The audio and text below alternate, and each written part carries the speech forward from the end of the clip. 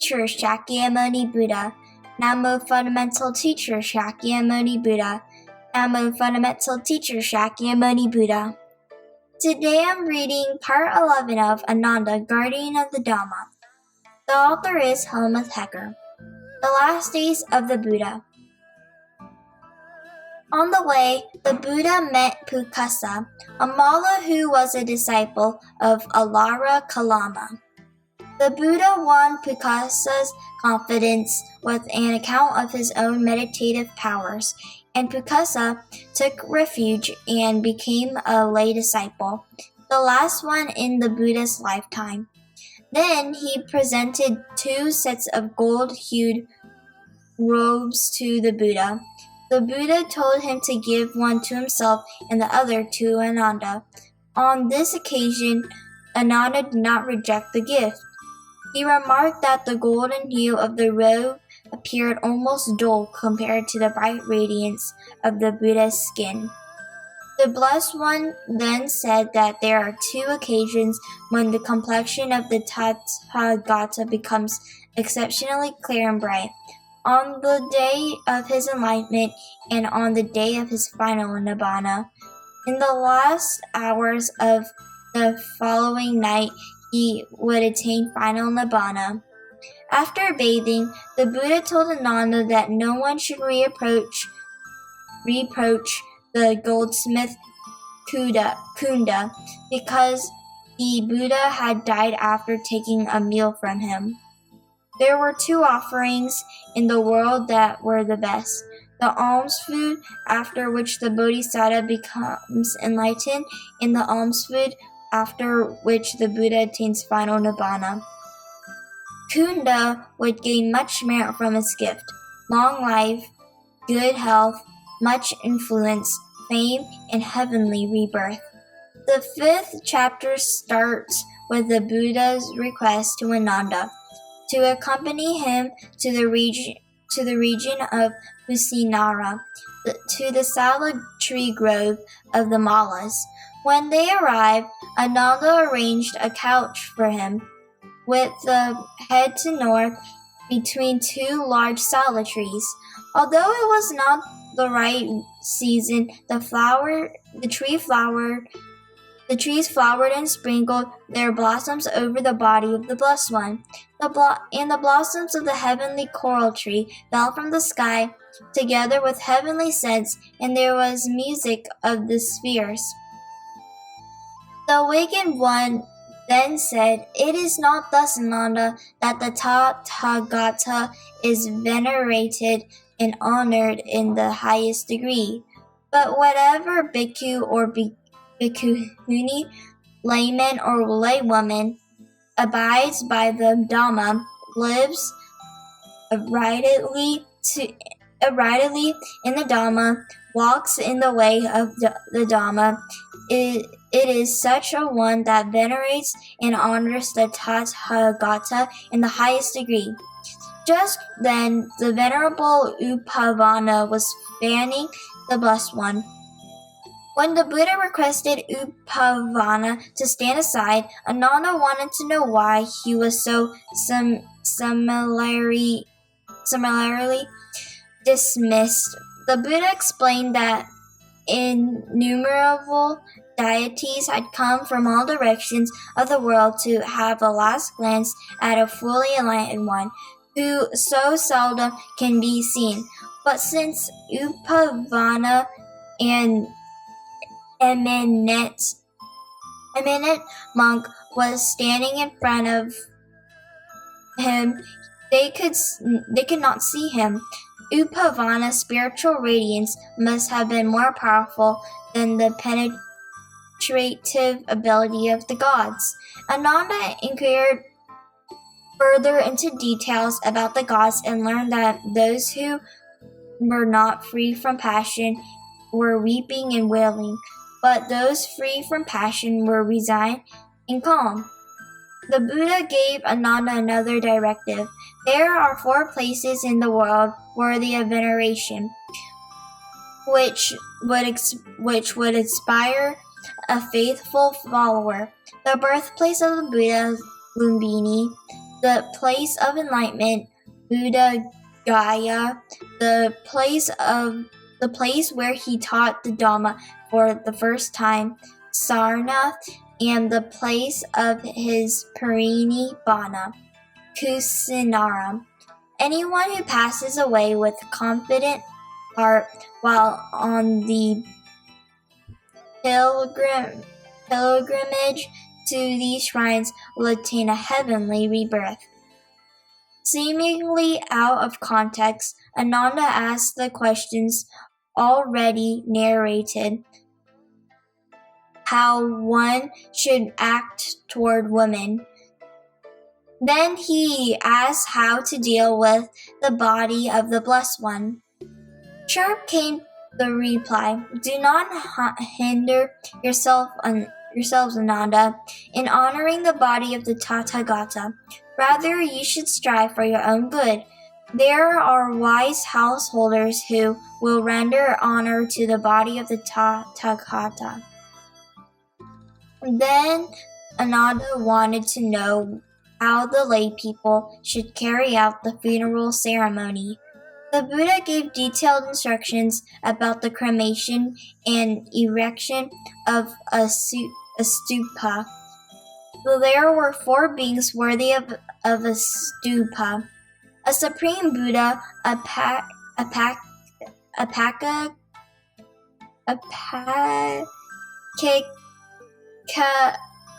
Buddha, an Arahant disciple, and a world monarch. One who worships there would also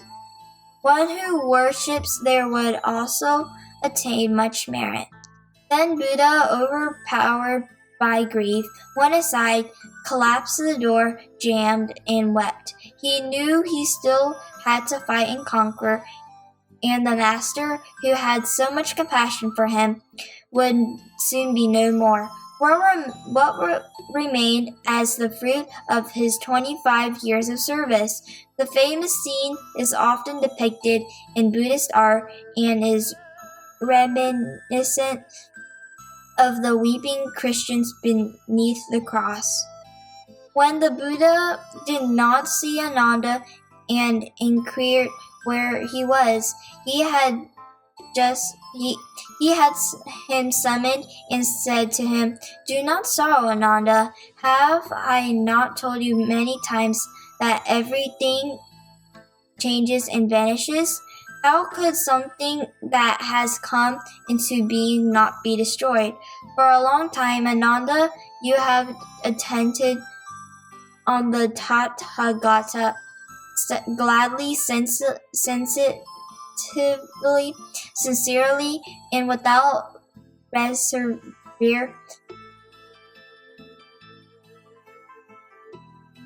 with deeds, speech, and thoughts of loving kindness. You have made great merit, Ananda.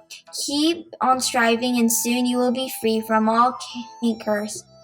He then told of an incident long ago, in a past life, in which Ananda had served him and made much worldly merit.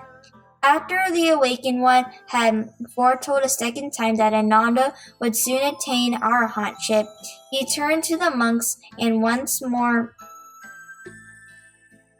proclaimed praise of Ananda. All the Buddhas of the past had such excellent attendance, and all Buddhas of the future will have them too.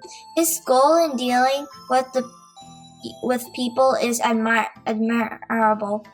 If a company of bhikkhus goes to see Ananda, they become joyful on seeing him, and if he speaks to them on the Dhamma, they are made joyful by his discourse, and when he becomes silent, they are disappointed.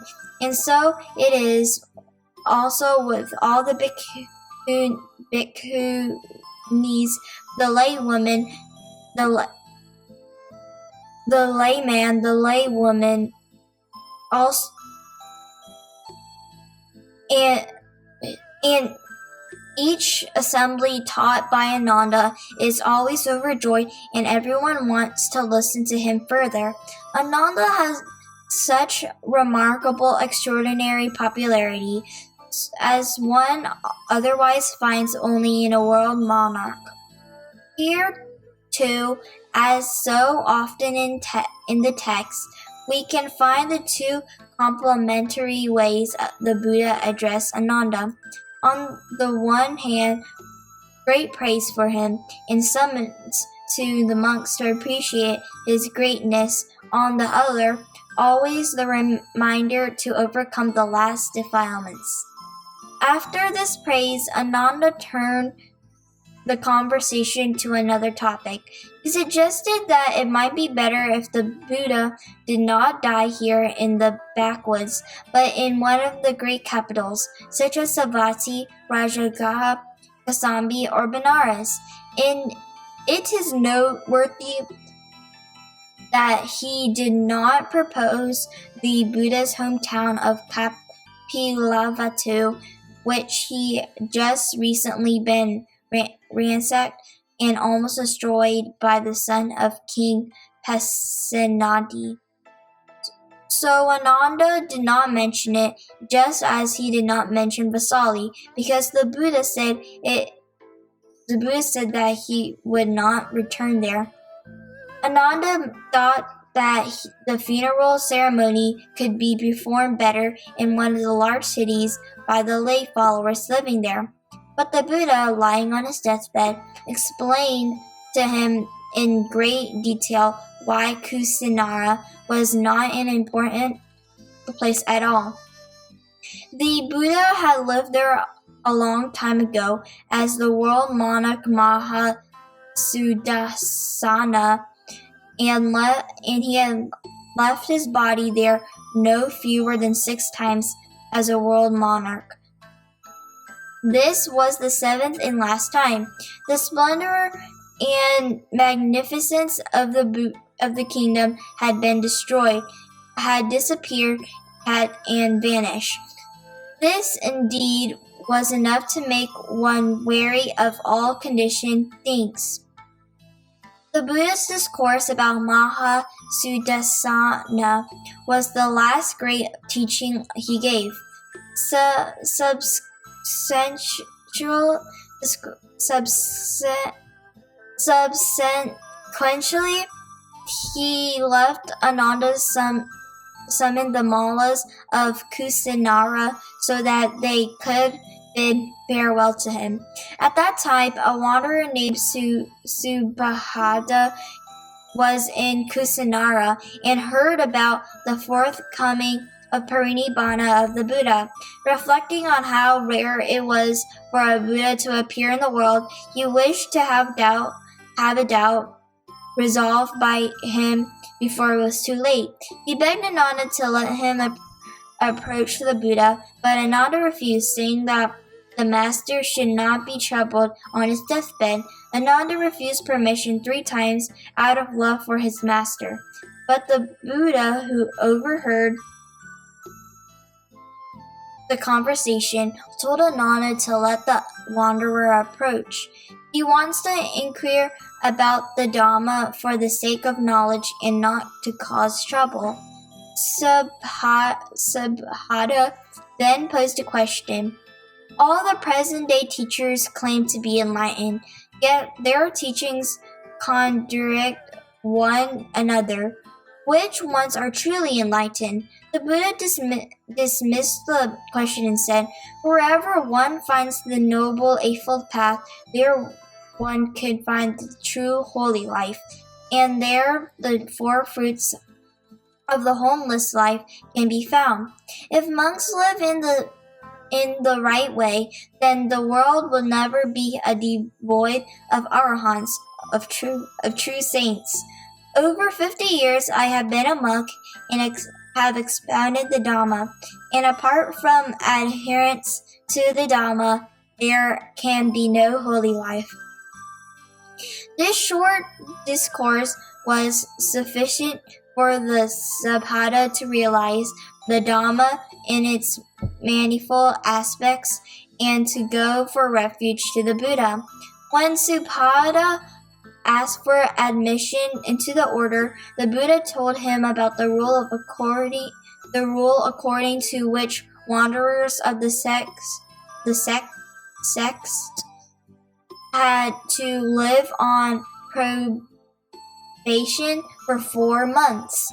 Subhata agreed readily, even if he had to wait on probation for 4 years. Thereupon, the Buddha accepted him immediately, making a last exception, and within minutes, this very last monk, disciple of the Buddha, became an arahant. The sixth section of the sutta begins with the last instructions of the Buddha. First, he advised the monks never to think, after his death, that they no longer had a teacher, for the Dhamma in the Vinaya would be your teacher after I am gone.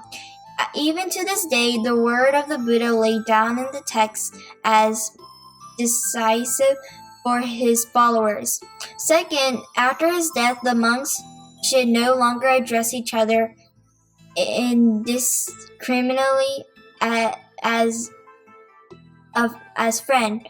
The senior monks could address the junior ones as friend or by their names, while the junior ones should use venerable sir. This rule affirmed reverence according to seniority in the order independently of the personal qualities that monks or nuns may have. The third rule gave the monks permission to abolish the lesser and minor rules and all they entailed, according to their own judgment. The fourth and last instruction was to impose the higher penalty on the monk Chana.